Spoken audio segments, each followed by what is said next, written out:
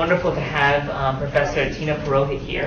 She did her doctorate at Columbia University, and she's currently an assistant professor of Islamic Studies in the Department of Religious Studies at Boston University in Boston. Her recent book, I think, was published in 2012, right? On the Aga Khan case, published by Harvard University Press, and so she focused on a topic of research that's very similar to mine. And so we're very sort of proud and happy for us here at FIU to host such an eminent scholar, and she's going to be talking about sort of Muhammad Iqbal, who is sort of a modernist thinker in sort of South Asia and in sort of colonial India, and sort of his perspective on sort of the Ahmadi community and how those negative perceptions of the Ahmadi community then sort of perpetuated and became part of sort of the Muslim South Asian response that we see sort of in Pakistan and in sort of later politics. So we're very sort of honored to have her present sort of this very unique research, and very thankful to the Ahmadi and Muslim community for helping to sponsor this lecture. Okay. Thank you. Thank you. Thank you, Iqbal, to FIU, Department of Religion, as well as to the Ahmadi community for supporting this talk and getting me out of the polar vortex for a few days here in Miami, which has just been very, very pleasant. So I'm going to read a paper here, which is some new research. So as Iqbal explained, I've just completed a book. It was in 2012 on the Ismaili community, and I've now just begun some new research on modern Islam, what are called modernist Islamic thinkers. These are the intellectuals who emerged in the 19th and 20th centuries in the Muslim world, in India, the Middle East, and North Africa, but I'll be primarily focusing on India here. So the title of my talk is called "The Heresy," in quotes, of Mirza Ghulam Ahmad, according to Muhammad Iqbal. So I'm going to start with a quotation, which is a quotation from one of Muhammad Iqbal's speeches, and just a short paragraph of something that he says, which will then lead me into the introduction of my paper. Okay? Religious adventurers set up different sects and fraternities, ever quarreling with one another. And then there are castes and subcastes, like Hindus. We are suffering from a double caste system, the religious caste system, sectarianism. I condemn this accursed religious and social sectarianism. I condemn it in the name of God, in the name of humanity, in the name of Moses, in the name of Jesus Christ, and then in the name of Him. A thrill of emotion passes through the very fiber of my soul when I think of that exalted name. Yes, in the name of Him who brought the final message of freedom and equality to mankind. Islam is one and indivisible. It brooks no distinctions in it. There are no Wahhabis, no Shi'is, Mirzais, or Sunnis in Islam. Muhammad Iqbal, 1930. Muhammad Iqbal, his dates are 1877 to 1938, was a famous philosopher, poet, and politician in British India. And he is widely regarded as the intellectual architect for the creation of Pakistan.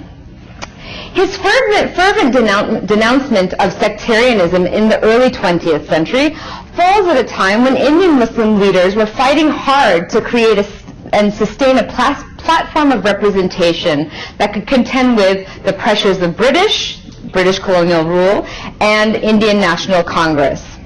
Iqbal envisioned a separate state from Muslims, and the many state speeches he gave to the Indian Muslim community, like the excerpt I just quoted, served as the medium through which he outlined his politics, his interpretation of Islam, and his vision for Indian Muslims.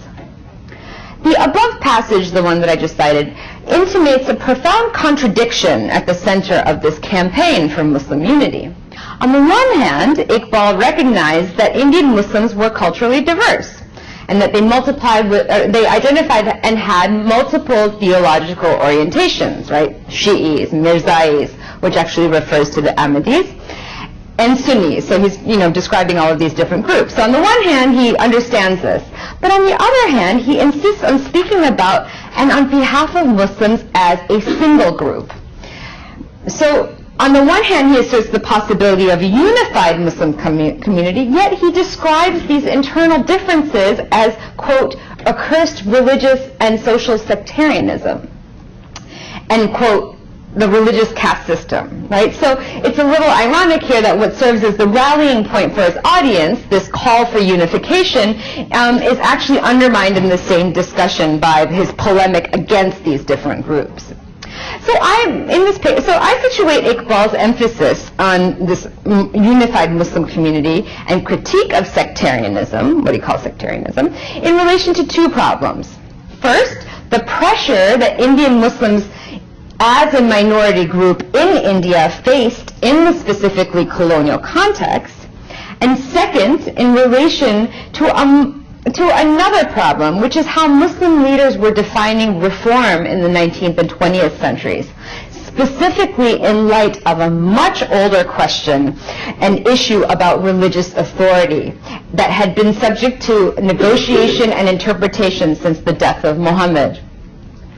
There had always been in the history of Islam tensions and disagreements about prophetic leadership, specifically between those who believed that all possibilities of prophetic leadership ended with the death of Muhammad and those who claimed that it was possible for prophecy to continue in some form through imams, peers, and other figures of intercession.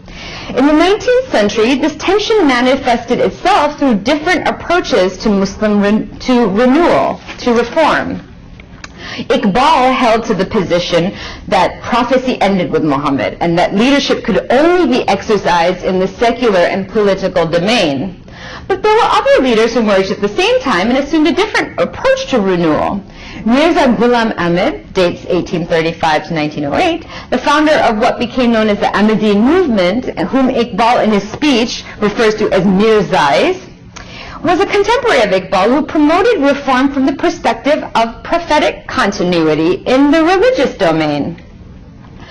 Mirza Ghulam Ahmad was not only considered a renewer, but he also claimed to be later in his life, and people believed him to be the promised Messiah, a new prophet of Islam.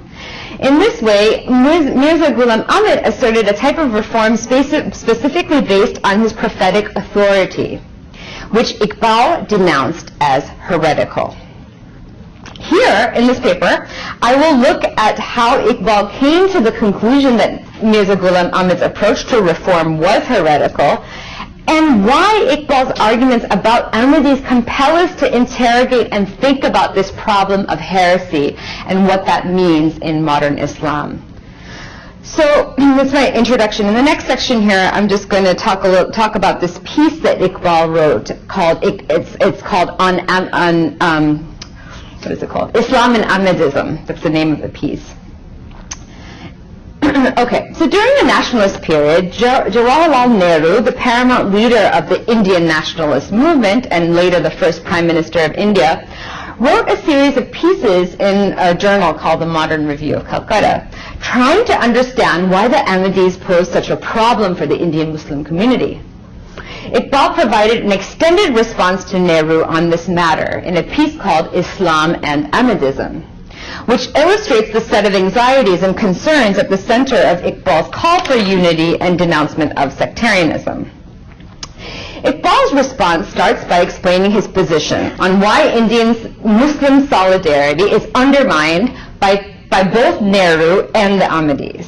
He refers in this piece to the Ahmadis as Qadianis, which for some people is considered a derogatory term, so we're not going to use that, we're going to use the term Ahmadis instead. He states in the piece, Nehru and Ahmadis, quote, inwardly resent, for different reasons, the prospects of Muslim political and religious solidarity in India, unquote. According to Iqbal, Nehru's nationalism required the suppression of all religious differences, which is why Nehru resented Indian Muslim solidarity, in his view. Iqbal argues that the Ahmadis too find the cohesion of Indian Muslim community threatening, but for a different reason. He says, quote, it is equally obvious that the Qadianis, the Ahmadis, too, feel nervous by the political awakening of Indian Muslims because they feel that the rise in political prestige of Indian Muslims is sure to defeat their designs to carve out from the ummah of the Arabian prophet a new ummah for the Indian prophet, end quote. I'll come back to what this issue is, he says, or what this means. So Iqbal thus begins his letter with the point that Indian Muslim solidarity is under attack by Nehru's nationalism and by the Ahmadi movement. What is significant here is from the onset, Iqbal's position is defensive. He forms the entire argument on this piece in response to this alleged threat of Muslim unity. So in the piece itself, he begins by providing a simple definition of the foundations of the Islamic tradition. He says, there are two basic suppositions in Islam. First, that God is one, and that Muhammad is the last of the line of those holy men who have appeared from time to time in all countries and in all ages to guide mankind to the right ways of living, end quote. He later then explains how the practice of mandating groups heretical can indeed be undertaken if the foundational doctrines of Islam are violated. He says, quote, the question of heresy, which needs the verdict whether the author of it is within or outside the fold, can arise when the heretic rejects both or either of these propositions. Such heresy has been rare. And since the phenomenon of this kind of heresy, which affects the boundaries of Islam, has been rare in the history of Islam, the feeling of the average Muslim is naturally intense when a revolt of this kind arises. This is why the feeling of Indian Muslims is so intense against the Qadianis, end quote. Iqbal traces the Ahmadi infringement of these two essential elements of Islam specifically to the figure of Mirza Ghulam Ahmad, whom, according to Iqbal, quote, avails himself of the creative spirituality of the Holy Prophet of Islam and at the same time deprives the Holy Prophet of his finality, end quote. According to Iqbal, Mirza Ghulam Ahmad usurped the role of finality and in doing so undermined Muhammad's prophethood. And in this way, the teachings and ideas of, quote, Qadianism contravene what Iqbal outlines as the two principles of Islam. Okay? So this is how he introduces this problem.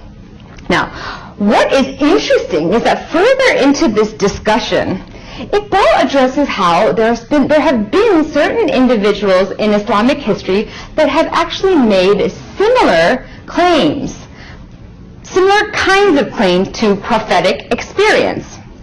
The example he gives of Ibn Arabi, who devoted his religious life to achieving the state of, quote, prophetic consciousness, end quote.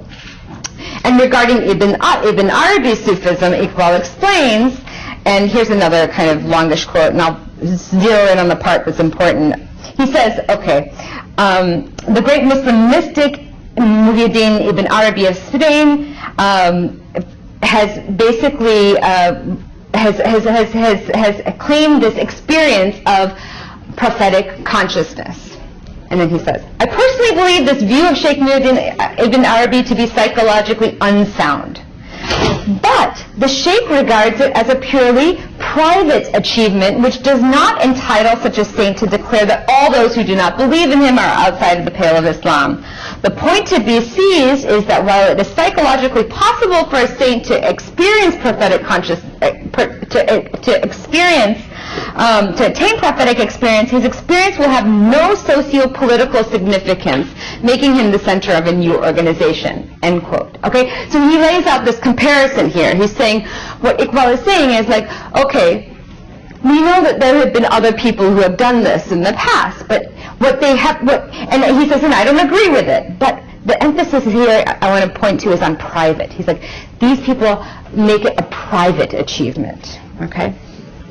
What is interesting about the statement is that he dismisses Ghulam Ahmad's claim to prophethood quite categorically, but he acknowledges and in some ways allows Ibn Arabi's claim to prophetic consciousness.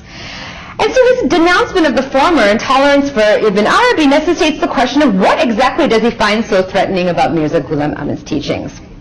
Because Ibn Arabi was a Sufi who, like other mystics, challenged and questioned the path of the path of Islam through devotion and reflection. Right? So Ibn Arabi he's not an unusual kind of a person, right? So it's not that a figure like him is so unusual. So here's my argument, is that according to the logic of this letter, it seems that the reason why he is less charitable to Mirza Ghulam Ahmad is because he created a new and public doctrinal statement on his prophetic status.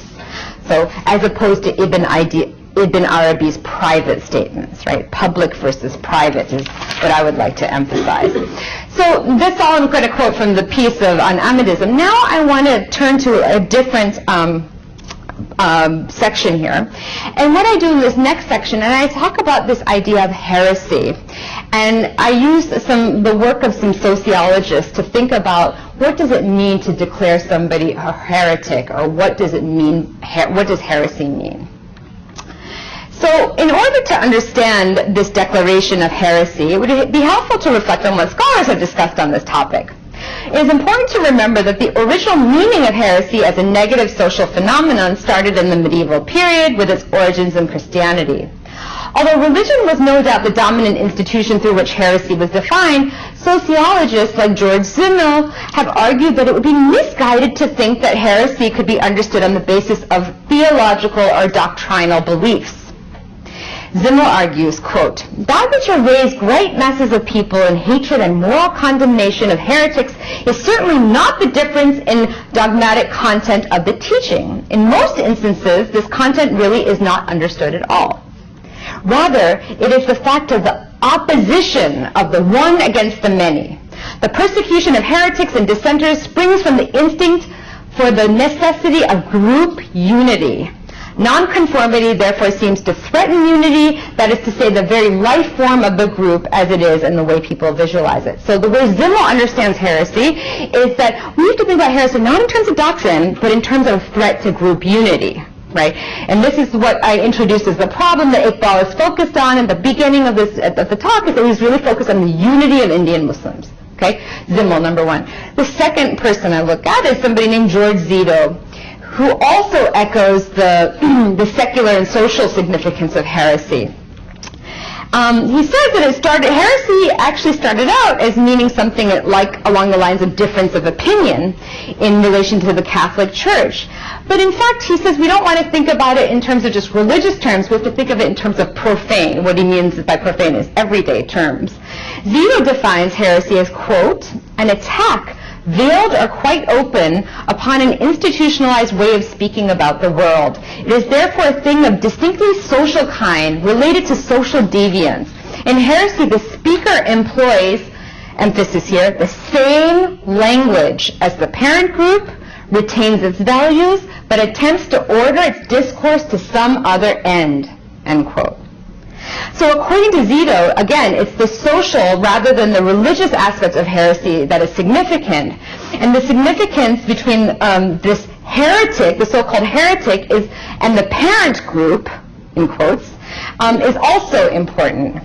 So from this perspective, the heretic is not some random outsider. He's actually somebody who speaks, who's within the group, and who speaks and acts and behaves in the same language, right? Shares the same idioms, religious idioms. So actually, aspects of Muhammad Iqbal's personal biography are very relevant to this point that Zito makes about the, quote, parent group.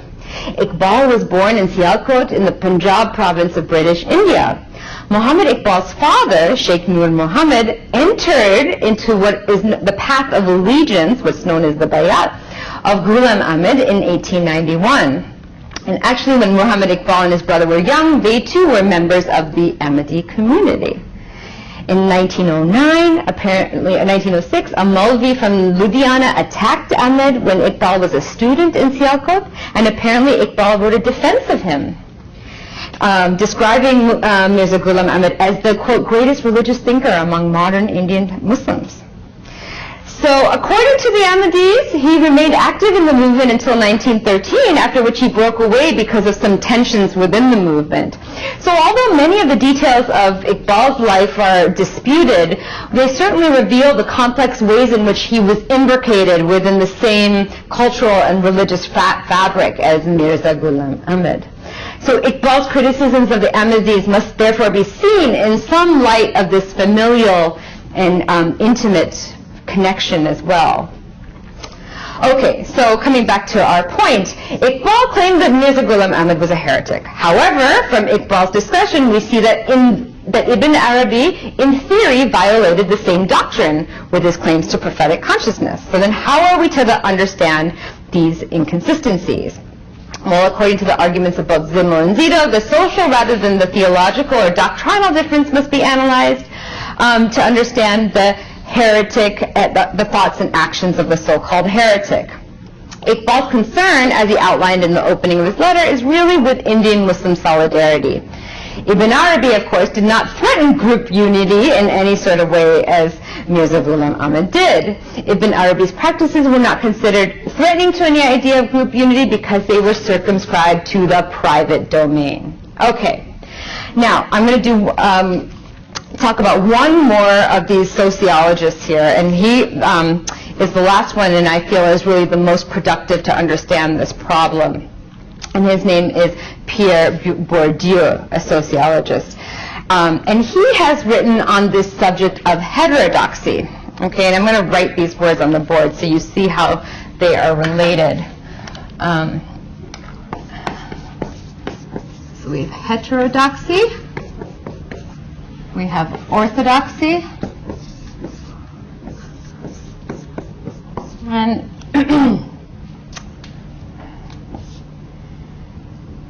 then just this word doxa, okay, which is really the root of these words here. So doxa literally means practice. Ortho is straighten, right? As an orthodontist straightens her teeth. So straightened practice, orthodoxy. Hetero it comes to be understood as a sort of deviant practice, right? Hetero, these are the ways you break down these terms, doxa. Okay. So Bourdieu's discussion of heterodoxy, I think, helps elucidate further some of the issues that I'm trying to talk about here, about heresy and heterodoxy. So Bourdieu explains that the two concepts, heterodoxy and orthodoxy, are inherently relational. They can't exist without one another. And they actually can't exist without the idea of doxa, meaning practice. Okay.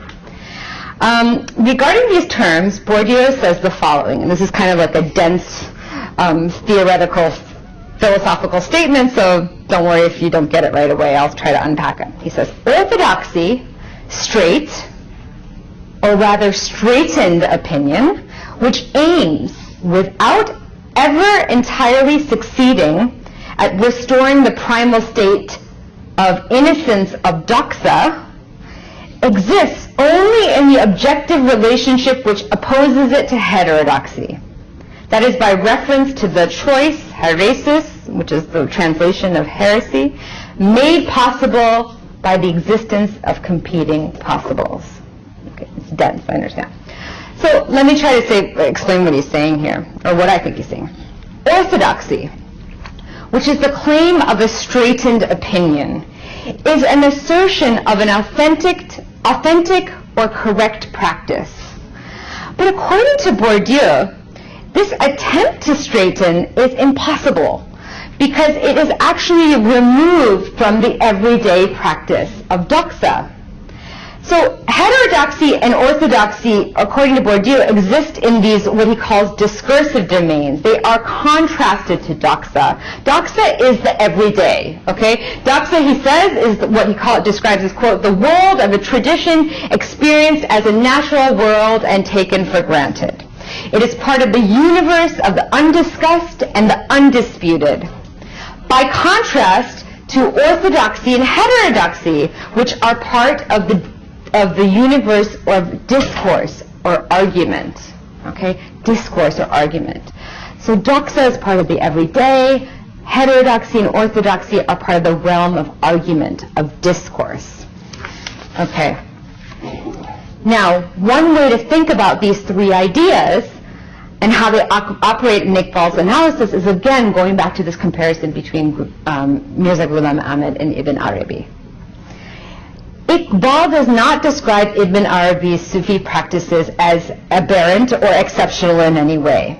Nor does Iqbal criticize Ibn Arabi's religious practices devoted to the achievement of prophetic consciousness, despite his own strident position on preserving the two essential doctrines of Islam, the finality of prophethood. In fact, Iqbal acknowledges the prevalence of this practice among individuals such as Ibn Arabi. In this regard, the practice of prophetic consciousness is part of doxa. It's part of the realm of doxa. It's part of the undisputed, the undiscussed. It's something that just goes on. This type of doxic activity does not violate any code or anything like that because it hasn't gone into the discursive, the realm of argument. Okay? And because it has, remember what Iqbal says, it stays as private matter, right? This sort of doxic activity that Ibn Arabi does is private. It's not. It's a realm of practice. So Iqbal accepts Ibn Arabi's practices despite his own dogmatic stance against transgressing what he explains to be the two fundamental doctrines of Islam. Following this logic, Ghulam Ahmad's claim to prophetic status was in theory nothing new, something that was available in the field of practice, right? That there were always these possibilities of people claiming some sort of semblance to prophecy or some kind of prophetic status, right? This wasn't anything really, in terms of a practice, it wasn't anything transgressive, let's say. But yet, the issue was that what happened was that there was a pronouncement, a public pronouncement of this practice. This declaration, this public pronouncement instigated a response from Indian Muslims like Iqbal that was orthodox, right? The claim to straighten out, the claim to assert orthodoxy. That is to say, Iqbal responded with an attempt to correct and straighten out the definition of Islam, which he outlined as the unity of God and the finality of Muhammad's prophecy. In this case, my point here is that the ideas or the doctrines associated with Mirza Ghulam Ahmad are less relevant than the public declaration of these ideas, which lends credence to the view, to Zito's and Zimmel's points about the heretic being really the threat to group unity. Mirza Ghulam Ahmad presumably engaged in the same kind of exercise as that had been happening before, but because his ideas were consciously promulgated and actually became very public and debated in the public realm, they became described as heterodox or heretical. So that's the argument that I've come up with. So let me just conclude here by saying that during the late 19th and early 20th centuries, political leaders and intellectuals were defining what it means to be Muslim against the backdrop of colonial modernity, right? And what I mean by colonial modernity is that you had colonial rule, pretty much what was the form of rule that was in the majority of the Muslim world at the time during these periods. Reformists in India, as well as the larger Muslim world, were making the argument that Muslims ought to unify themselves, and that the modernists themselves were the majority of them, like Iqbal, were very focused on unity being defined in a certain way. Muhammad Iqbal sought to represent Muslims in a terrain where Muslims were a minority, and decisions about nationalism were in the hands of the Hindu majority, which is somebody like Nehru, right? He was the one who was deciding, trying to figure out what the situation for Muslims ought to be. So it is within this context that Iqbal wrote about the heresy of Mirza Ghulam Ahmad, who also actually was a modernist who wanted to unify and define Islam at this time. And so this paper, I can't get into his writings at this point, but really some of the work that I've been looking at is his writings and how, in fact, he was a very important contributor to the modernist movement of Islam, but for some reason his ideas haven't been taken seriously by the majority of Muslims. So Mirza Ghulam Ahmad was also a modernist who wanted to unify and define Islam, but he did it from a different perspective. As soon as Mirza Ghulam Ahmad's ideas began to consolidate into a movement, the Ahmadis were identified as a sect of Islam. And tied to this were discussions about whether or not they were considered a heretical sect. Both Iqbal and Mirza Ghulam Ahmad were prominent leaders who voiced their different expressions of renewal. Iqbal denounced Mirza Ghulam Ahmad's ideas as heretical, but as I argued above, this declaration must be read not simply as an argument about theological transgression, that that there's something wrong with the theology, or some kind of idea of sectarian deviation. I think these are two wrong. This is not the way we should be thinking about it. Heresy, as I've discussed by these sociologists, first of all, ought to be understood as a challenge from an intimate insider, right? Somebody who is within the fold, as Ghulam Ahmad was. Second, the heretic must be understood as someone who threatened an idea of group unity, which in this case was the minority Muslim community that Iqbal sought to represent. Third, what I was trying to do here is say that Mirza Ghulam Ahmad brought his practices and ideas, this realm of doxa, into the public domain where they were discussed and they were argued, and these ideas elicited an orthodox response by many Muslim communities and leaders like Iqbal. So this kind of assertion of orthodoxy actually continues today, right? We know this, and anybody who reads anything about politics of Muslim communities, especially in Muslim majority countries, we know that this kind of assertion of orthodoxy against the Ahmadis continues today. But I think we need to think about it not so much in terms of their theological transgression or sectarian deviation, but really see it as part of an older question about religious authority, about prophecy, and how these problems were debated in the public domain in the colonial period through this frame of orthodoxy and heterodoxy. And I just want to make one final point here, is that really, I guess we have this language in religious studies, and we've inherited it from Christianity, that we think that there's kind of authentic tradition, and then there's sects, right? In Catholicism, for example, in Christianity, we have the Catholic Church, and then we have the groups that break away from the Catholic Church are sects, right? And that's the way it was understood with the Reformation. But what somebody like Bourdieu is focusing on, and what his approach allows us to think about, is how we can't really think about orthodoxy and heterodoxy as actual sects or as religious phenomena so much, because if we think about it, in Islam we really have no equivalent of a church. There's no equivalent of a pope. There's no equivalent of a corporate center, right? And so you have a majority, sort of orientation of Sunni, but that's not necessarily that. There's no sort of unifying institution to decide that.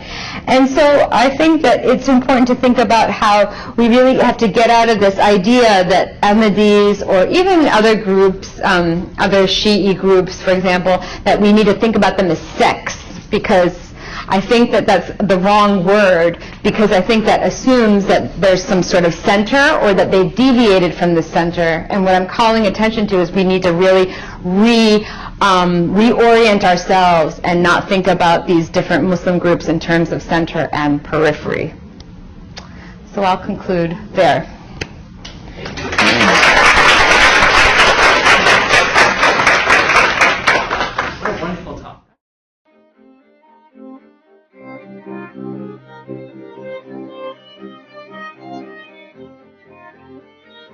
you.